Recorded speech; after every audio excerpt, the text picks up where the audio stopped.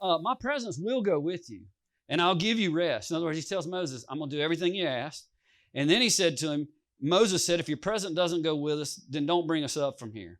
And then let's go down, and he says, so the Lord said to Moses, I'll also do this thing that you've spoken. Everything Moses has spoken except this last little thing. For you found grace in my sight. You have. And I know you by name. How many of you are called? He knows your name. You know what your name is? Sons of God. Hebrews chapter 1. Sons of God. Don't matter what your name is. Your name is Son of God. Okay?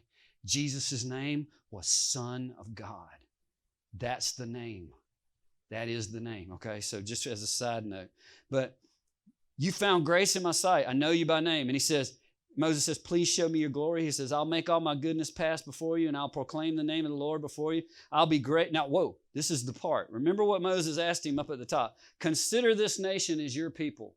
All the folks that are of Abraham, the Israelites, Jacob's people. Remember, Jacob's name was changed from Jacob to Israel. They're now called Israel. Why? Because they're all physically born of Jacob. Right? And he says, look, you know good and well these people are your people, so do this for me. God says, got to stop you there. Got to stop you there. That's not exactly true, Moses. I know you mediated the law and all this, and you've been calling them my people, but it really doesn't go that way. And then we find out down here, he says,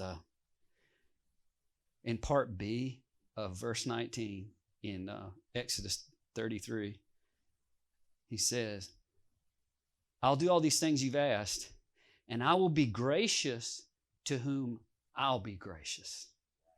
And I'll have compassion on whom I'll have compassion.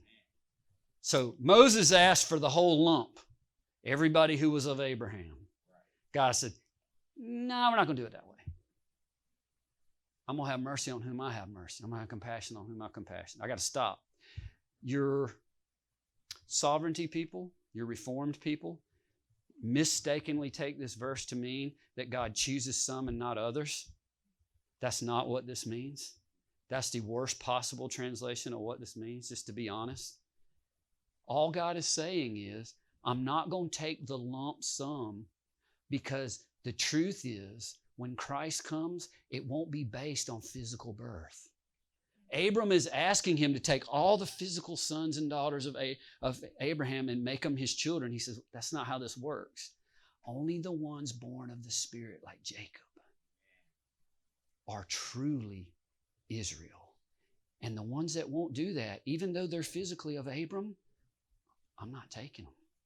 So I can't grant your request.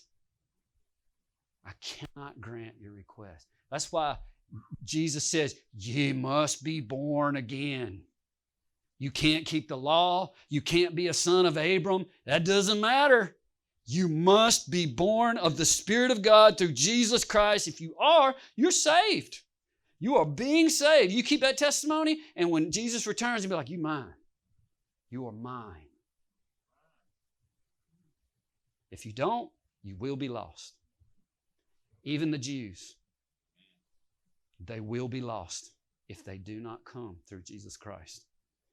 And I don't know that everybody kind of has that same idea, really, but that is the idea. That is it. That is it.